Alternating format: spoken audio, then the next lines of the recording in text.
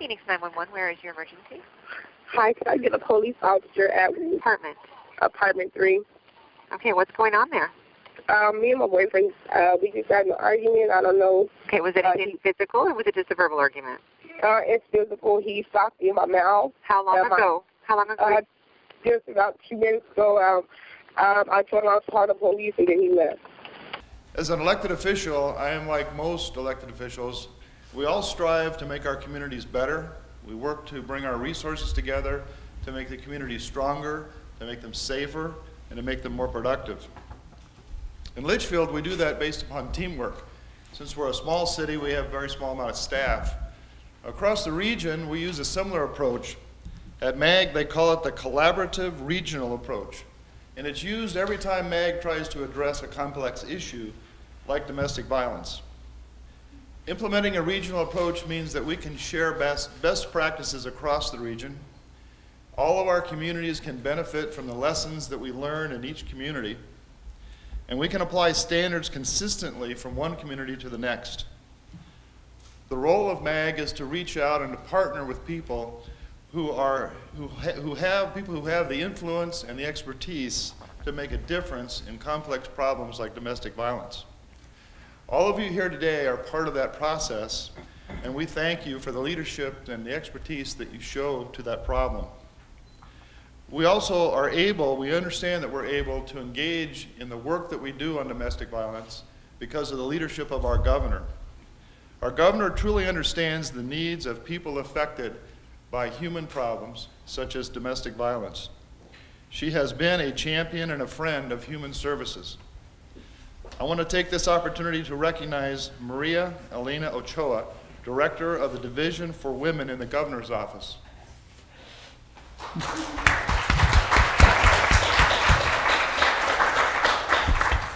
Thanks to the governor and Ms. Ochoa, we were able to receive a STOP grant, which has allowed us to fund work on a protocol evaluation project. So please join us in thanking both Ms. Ochoa and the governor. Thank you. We also want to recognize Elizabeth McNamee with St. Luke's Health Initiative.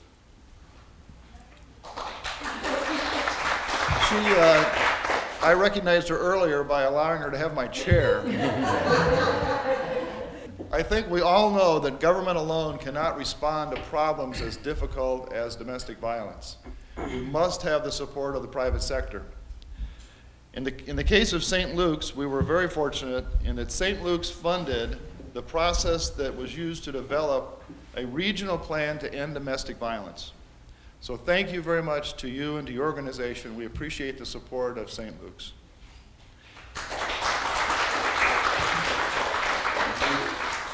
One of the outgrowths of the regional plan to end domestic violence is the Protocol Evaluation Project. This is what's been sponsored by the Governor's Office through the STOP grant. It is a strategy to move forward on improving the rate of arrests following, or prosecutions following arrests of domestic violence offenders. It is a very serious problem when we arrest an offender and then we spend the time and effort to go to court and we don't end up in a conviction for whatever reason. So this study is working on a way to improve that process.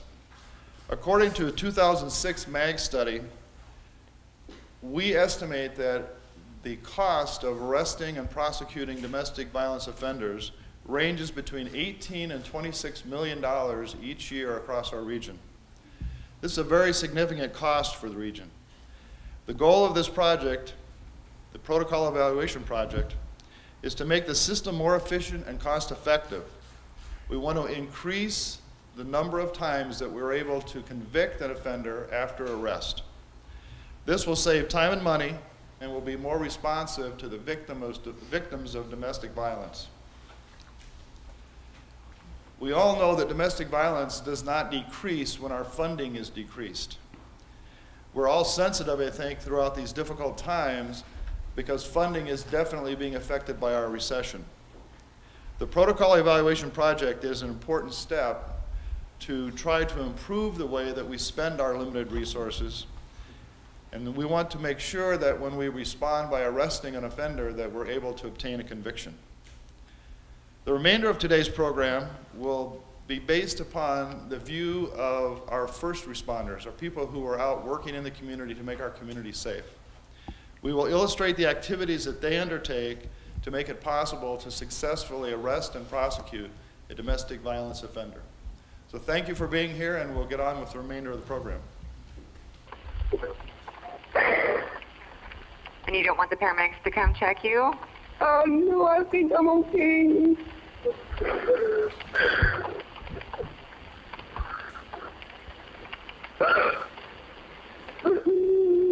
Any weapons in the home at all? No. Has he done this before? No, he hasn't. Do you know where he might be going on foot? He just came back right now. He's back? Yeah. The 911 call you just heard is an actual call we received in Phoenix. As an officer in the Phoenix Police Department, I have responded to calls like this many times. We enter as many as 49,000 living rooms like this one every year in Arizona. We come into people's homes amidst crisis and violence with the intention of keeping victims safe and arresting abusers. What we find and what we do at the crime scene impacts our ability to achieve that goal. My name is Kim Humphrey, and I'm a commander with the Phoenix Police Department and chair of the MAG Regional Domestic Violence Council. I am committed to the Protocol Evaluation Project.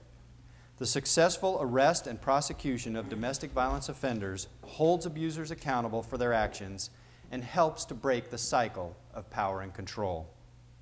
When abusers are behind bars, the family has a chance to rebuild their lives. Through the MAG Protocol Evaluation Project, we are determining what can be done at the crime scene and in the courtroom to ensure victims of domestic violence receive justice and support. Domestic violence tears families apart. The trauma extends beyond the victim to impact children, neighbors, and coworkers. We all suffer when violence disrupts the home. We know domestic violence is pervasive in our community.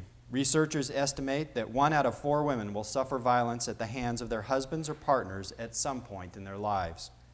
In 2005, the Phoenix Police Department partnered with MAG to survey residents within Maricopa County. 40% said they knew someone who had been a victim of domestic violence. Not all victims of domestic violence call the police. Some are afraid to do so, fearing retaliation from their abuser. When people do call the police, we must be ready to act.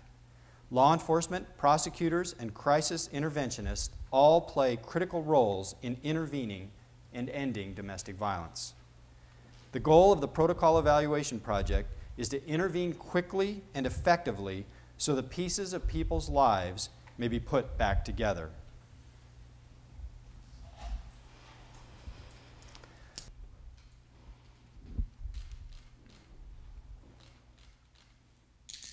I am Detective Linda Carroll with the Avondale Police Department. Domestic violence calls are one of the most dangerous calls police receive.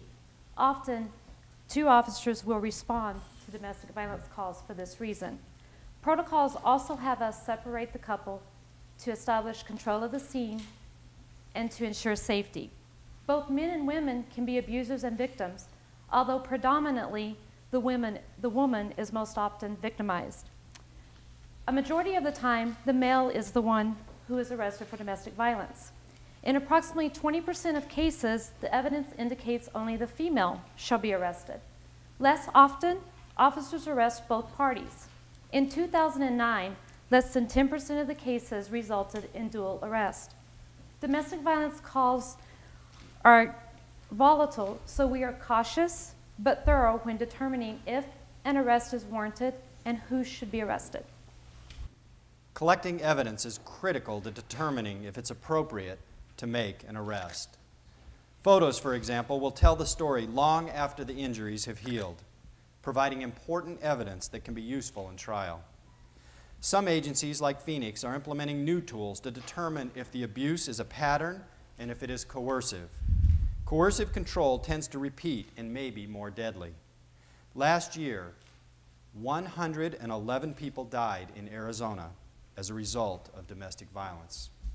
If we can intervene more quickly and effectively, the victim may move on with their lives instead of having it ended by homicide. While the most visible signs of domestic violence are physical injuries, emotional abuse can be just as damaging. Stalking, intimidation, and threats can frighten, manipulate, and isolate the victim to the point where help seems out of reach. Victims may not call the police for emotional abuse, though it may be just as damaging as physical violence. I'm Kristen Charlo, Program Coordinator of CARE 7, Tempe's Crisis Response Team. Officers on scene can request the assistance of a crisis response team. Tempe, Chandler, Gilbert, Scottsdale, Phoenix, Glendale, and Surprise all have crisis response teams. We provide emotional support to the victim, mediate with the abuser, and connect the family with community resources. Our support can help the victim to feel more comfortable in speaking with officers. This assists law enforcement with obtaining the information they need to make a successful arrest. While officers respond to laws that may have been broken at the scene of the crime, we respond to what's been emotionally broken by domestic violence. Children may not show physical bruises, but they can have emotional scarring for the rest of their lives from this violence. They are often the forgotten victims.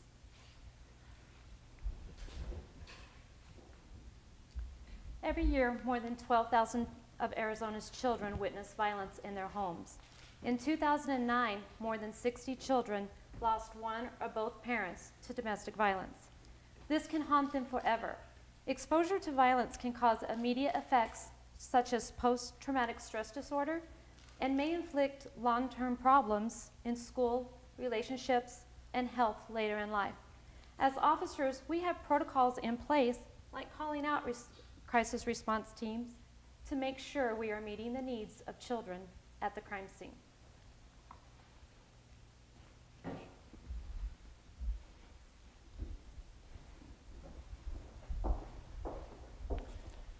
My name is Barbara Marshall. I'm a prosecutor with the Maricopa County Attorney's Office and Vice Chair of the MAG Regional Domestic Violence